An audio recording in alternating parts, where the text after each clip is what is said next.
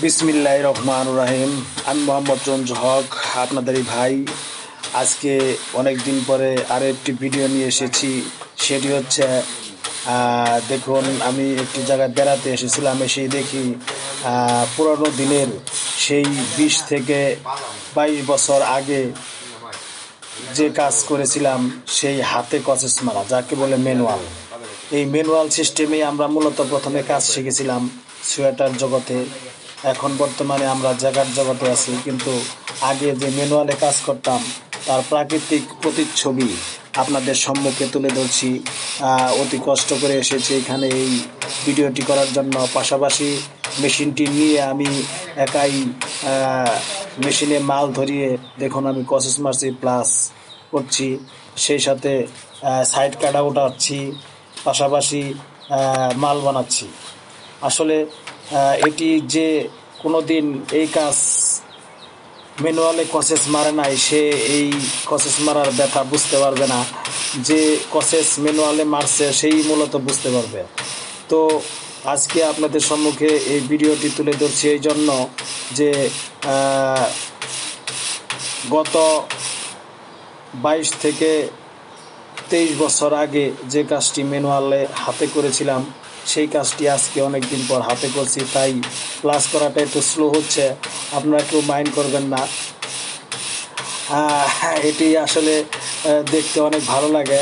যে কখনো হাতে কাজ করেনি সে বুঝতে পারবে না যে এই কাজের কি যন্ত্রণা, কি ভালো লাগা আর কি ব্যথা। যে করেছে সেই বুঝতে পারবে।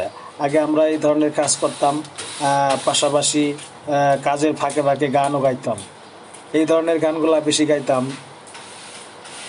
যে গানগুলা গিয়ে আমরা মূলত কাজও করতাম প্লাস গানও গাইতাম।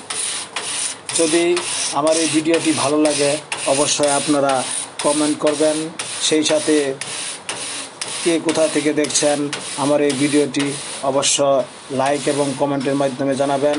আমার এই চ্যানেলটি সবাই ফলো দিয়ে পাশে থাকবেন।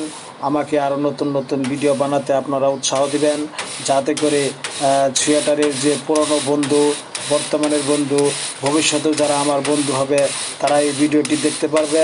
অতি কষ্ট এবং যত্ন সহকারে আপনাদের জন্য এই ভিডিওটি তৈরি করেছি।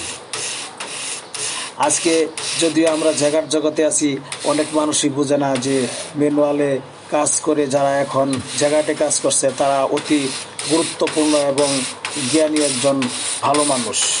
কিন্তু অনেক মানুষ আছে জীবনে ম্যানুয়ালে কাজ করে না, কাজ বোঝে না, অন্যান্য প্রতিষ্ঠানে বড় বড় কর্মকর্তা হিসেবে দায়িত্ব পালন করতেছে, কিন্তু আসলে সোয়েটারে তারা সহ বোঝে না, অথচ তারা ঊর্ধ্বতন কর্মকর্তা সেজে বসে আছে। তবুও তারা যারা আমাদের মতো লোক রয়েছে, যারা পুরনো কর্মচারী বা কর্মকর্তা রয়েছে, তাদেরকে অবমূল্যায়ন করে থাকে।